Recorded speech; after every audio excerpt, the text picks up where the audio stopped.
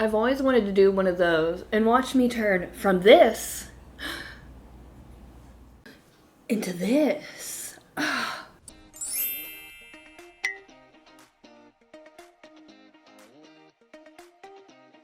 Hello everybody, my name is Marv, and by everybody I mean me sitting alone in my basement talking to my phone. Today I have decided to sit downstairs by myself and film myself getting into drag. I've never actually sat down and filmed the entire process, not that a lot of people have asked for it. But I did do a poll on my Instagram and asked people what they would like to see from my YouTube channel, and all 5 of my friends said a makeup tutorial. And I am not delusional to the point where I know this isn't a tutorial for people to follow, but more for people who want to see how this sausage is made. And I get it, it's some crazy sausage. So let me show you how I make my sausage. I have the world's dirtiest Walmart folding table here holding most of my makeup.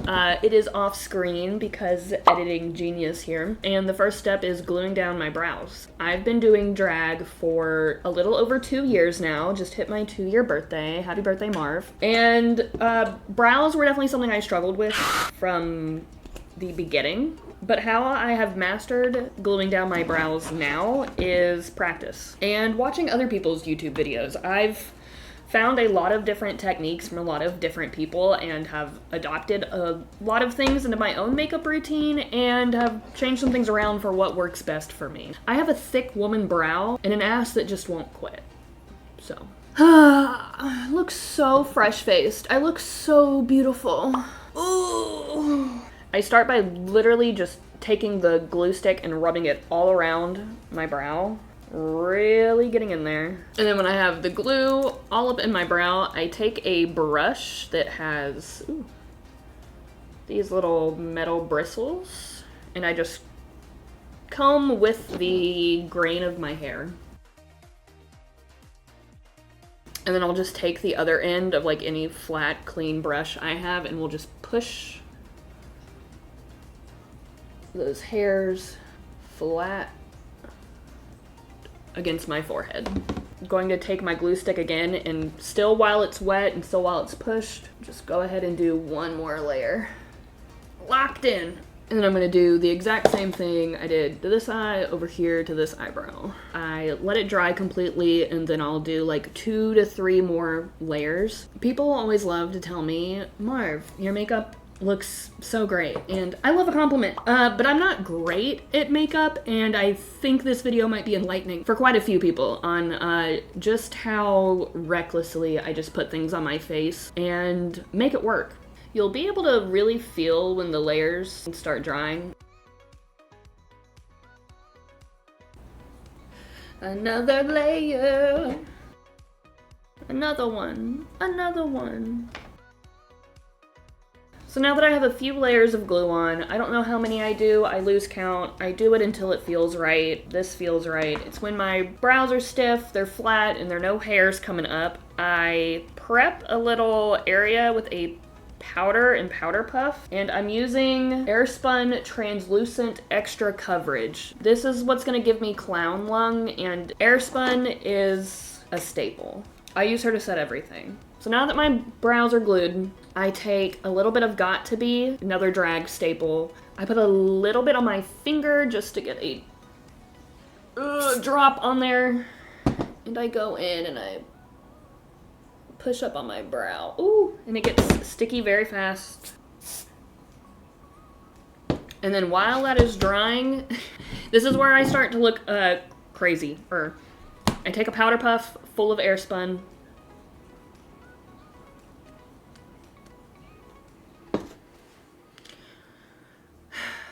And now I think about my college diploma.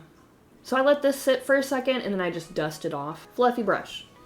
And we just dust off all this extra. And now we get to move on to some of the fun parts.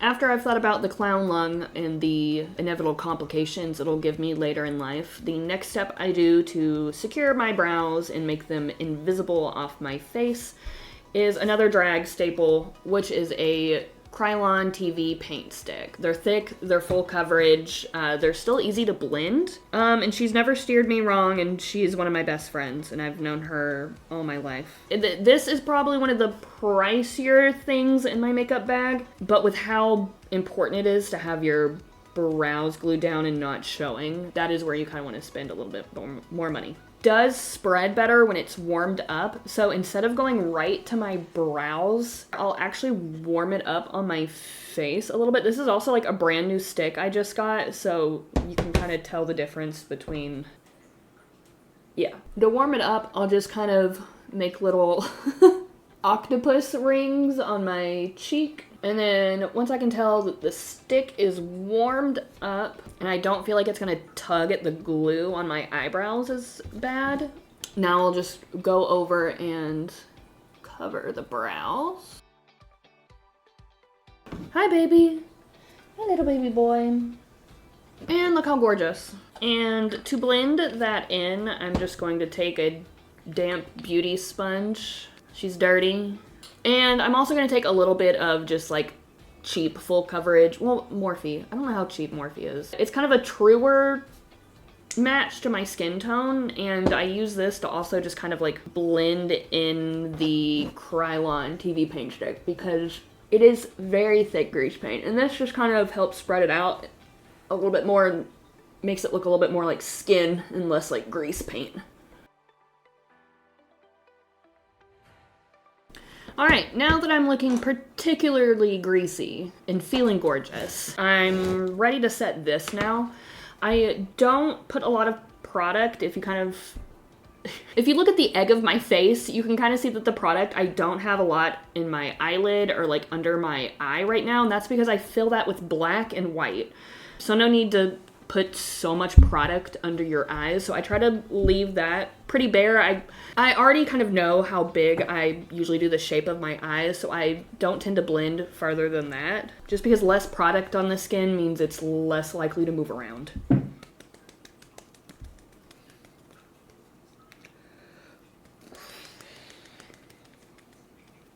Harry Potter, the boy who lived, has come to die. What if I just stopped here? What if my internet went out? And after a few minutes of making Harry Potter jokes and thinking about how important it is to keep the rhetoric alive that J.K. Rowling is a bad person, I'm ready to dust this off my face and move on to the next step, which are my eyes. I start with the shape of my eye first so I can kind of map out where I'm going to put everything else. So the first thing I do is get a felt tip black liner pen. I've used liquids and gels before to fill in because I have a lot of black on my face, so these aren't like super great at putting a lot of black on your face, but these are really great at precision lines to kind of map out where the rest of the black on my face is gonna go. And I tried a lot of different eye looks starting out in drag, and kind of the quintessential Marv is it kind of starts down and goes up around my eye. I do this eye shape a lot, so I have a lot of muscle memory kind of already programmed into doing it. But the great part about this step is it doesn't have to be perfect, and it can be messy because we can fix it later. So if you ever feel like you're struggling, like getting your lines straight, getting everything perfect, or you feel like your hand is always shaking, I've just learned to accept that, and you can always fix things later. It's just lines on your face, and we can keep covering them up if they're wrong. So that being said, I just kind of go in there and I just kind of do it. And she's a beautiful butterfly. And then I go over here and I just try to line it up as best I can. But again, it doesn't have to be perfect because we can fix it later. And just kind of make sure my lines are the same height and they go the same direction. Okay, and now that I have two of similar shapes down, now you can kind of look in your mirror and kind of adjust maybe which one is higher, which one like needs to come out more, and you can just kind of adjust until they're never gonna be perfect, but I wear big enough lashes to where you won't notice. Like this one could come up a little bit more right here. Similar kind of lines, I just kind of like follow where I've done my inner corner of my eye and just kind of fan out. And I make little triangles.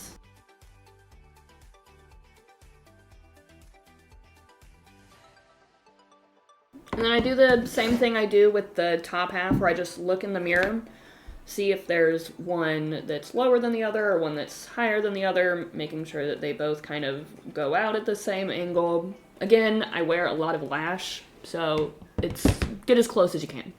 But now that I have this shape down, I'm actually not gonna finish my eyeliner. I'm actually gonna kind of map out where I want my brows now. So now that I can see where my eyes are going to be on my face, I can kind of decide where I want my eyebrows to go. And then after I figure out where my brows can go, I can kind of map out how much color and like shadow I can do. So I do the brows next. And how I start the brows is I actually start with the highlight under the brows for a similar reason on why I map out my eyeliner, to make sure that it's even. So if I start with like the highlight under and make sure those are even, I can make sure that the dark brown I'm putting on my forehead is going to be even, because those are harder lines to cover up later on. So I start the highlight where my actual brow is under my glue, and I do a diagonal line here, do a diagonal line here, and then highlight under where my brow tail would be. And now you can see where the highlight of my underbrow is. I'm using just a lighter concealer than what my foundation shade is. And I'm just gonna kind of blend this line down so it's not as harsh. And I set this with Kimchi's That White Powder Mini. This has lasted me like a full year. This is what I always set anything white on my face with. Right now for my brow, I'm using e.l.f. Lock-On Liner and Brow Cream in Espresso. Every jar I own is dirty, mind your business. And when I get the product on the brush, I love to kind of test out on the back of my hand how thick the line is gonna come off of my brush, and then I put it on my face. So I'll start at the top of where I drew my highlight and just kind of map out the shape of the brow.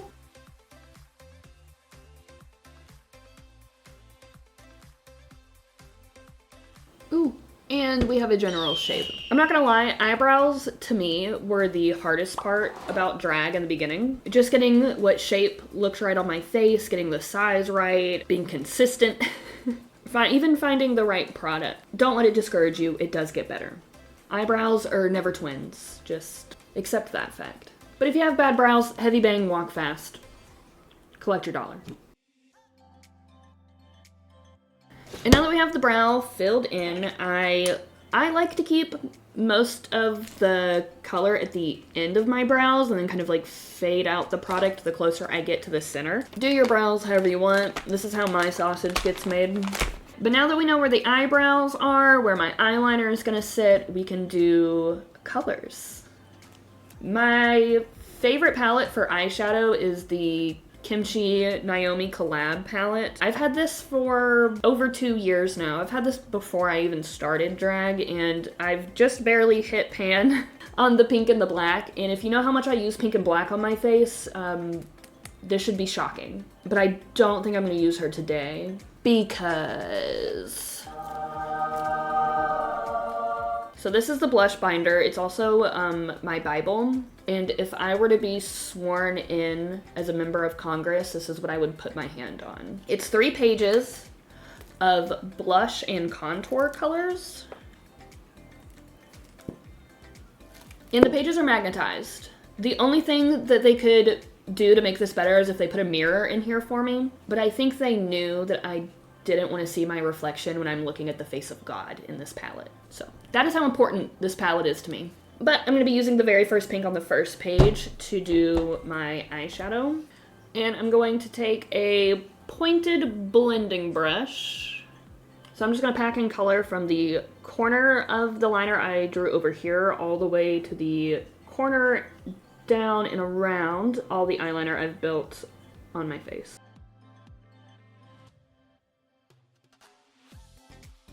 I'm being careful where I pack the eyeshadow with my woman brow, just because I don't want to push too hard, blend in too many circular motions. I kind of want to just like pack down and out so that I'm not pulling up any of the eyebrow that's under there.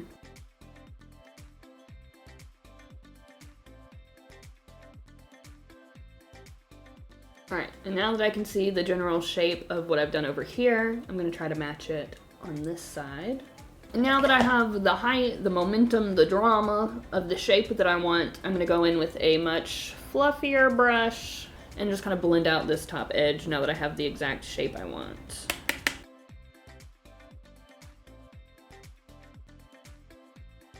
Also gonna go back and blend back down my brow bone highlight into this. I'm just kind of marrying the two together.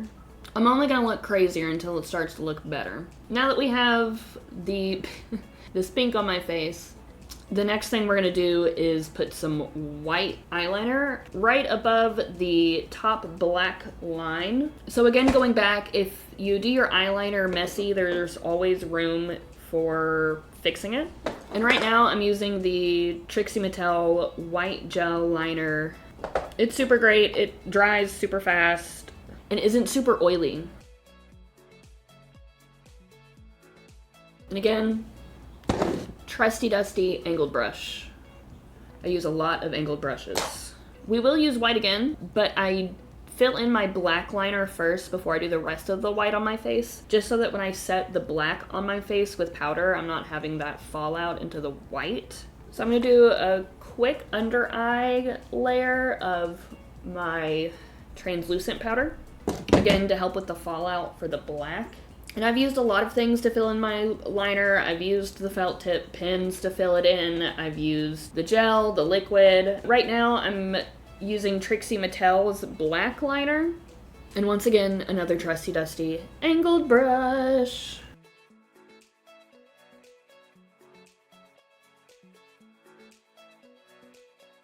Two hours later. All right, now we have a ton of black goop on our face. We're gonna wanna set that with powder to not feel so oily. And so it's not as oily looking, and so it'll look more matte. So I take a pretty flat brush, and my favorite black to set my liner with. Something about the black in here is just so matte, it sets so well. And since we have the black set, we can dust off the extra setting powder I put under our cheeks. The Marv face is very hooded lid friendly. I have very hooded lids to where I don't have a lot of lid space when my eyes are open. Putting a bunch of black and pink on your face really helps, I've found. To finish my eyes, I'm gonna go in with a jumbo eye pencil from NYX. I'm gonna fill in my waterline with white, and I'm just gonna put it right on the waterline. I'm gonna go in with the same white angled brush and just fill in kind of the gap between the black and the white liner I've created in my eyeliner shape. And now I'm going to set the white with the same white kimchi powder that I used for my underbrow and do the same thing to this side. And now it's my favorite part, contour and blush. So for my contour brush, I use a very fluffy angled brush. And you can tell it is already seasoned. There's probably already product packed into this brush, but just to humor myself and you, I will pack more into it. You can tell I've hit pan on this brown shade here at the bottom. And I start in my hairline and just go down. Make a nice little halo on my forehead. And then for my cheek, I use what I call a cheek cutter. It is any piece of paper or cardboard or anything near me that I can use to line up my bottom lip and the bottom of my earlobe. Ooh! And I try to keep most of the product in the pocket and then just kind of blend outwards. And so I line it up over here. Again, if they're not even we're gonna fix it with putting more colors right on top of it. So I'm gonna move on to my jawline, where I'm gonna do like a halo around my neck and then blend it down. Ooh. And then I'll move on to my nose and take another little angled brush. We love angled brushes. And I'm gonna dip into the same color that I used for all around my face. And I'm gonna do my nose contour, which are just two little angled lines that I kind of zoom towards the edge of my eyebrows, going in that direction. I'm also gonna take that same dark brown and put it right under my nose to kind of give it a button effect. Cute. And I've been using this brown for all of those colors, but I'm gonna go in with a more tan brown and finish out my nose with still an angled brush. We love an angled brush, but this one is a little bit thicker. And I'm just gonna shade the dark lines I did on my nose down. And then I'll get the same concealer I used for my underbrow and do a little button on the top of my nose. And then I like to add a little white highlight on top of the little highlight I did on top of my nose. And then I get to go in with my favorite brush. And I'm gonna go right into the same pink I did for my eyes. And start in the same pocket I built my contour and kind of like blend up into the eye. And then with the same brush, after I've gotten most of the product on my cheeks, I'll go into my forehead and add a little pink into the forehead. Just keeping it fresh, keeping it crazy. It's what the kids do nowadays. And then I'll go into this orange color because I love this orange in my blush. And I'll just kind of keep that towards the pocket. And it gives it a really nice sunset effect. Look at that. Watch, watch, watch, watch. She's so warm and beautiful. And same thing, with a little bit of orange, I'll just kind of go in. Oh, she's starting to look like a woman. But now it's time to do my lips. So I've got to stop jibber-jabbering. To no one's shock, I use an angled brush. Love an angled brush. And I'm actually gonna still use my blush binder, but I'm gonna go in with this darker kind of mauve-y color. Mauve-y? Mauve? Marvy. Marv. I'm gonna go in and just kind of like line where I want my lip shape to be. I like using eyeshadow before I use a lip liner because it's a little bit more forgiving. So I'm just gonna start with the top line of where I want my lip and kind of connect it to the corners of where my lip already is. I'm gonna go in with a lip liner now, NYX lip liner. This one's a nude pink. It's nude pink. I don't know. Right now, I'm using some lipstick I found on Amazon. It's cheap. I don't know what it is. I'm not even gonna try to pronounce it. It's cheap. I like a liquid matte just because since I'm overdrawing my top lip, I find if it's not a matte lipstick, you can kind of tell where your natural lip is a little bit easier with things that aren't matte. So gloss will get stuck in your wigs. Do the matte lipstick. And then same thing with my nose highlight. I like to add a little bit of white into my lips too. I have white in my eyes, my nose. I feel like I should have something on my lips as well. So I like to add a little highlight on the top of my lip. But she is looking like the Gene Simmons of drag. So really the last thing I have to do is put on my wig and my lashes. Don't really think you want to see me put on my lashes because it's more of a do as I say, don't do as I do. I know that there are eye-safe products out there for like heavy-duty lashes. I am not one of those people who uses those eye-safe adhesives.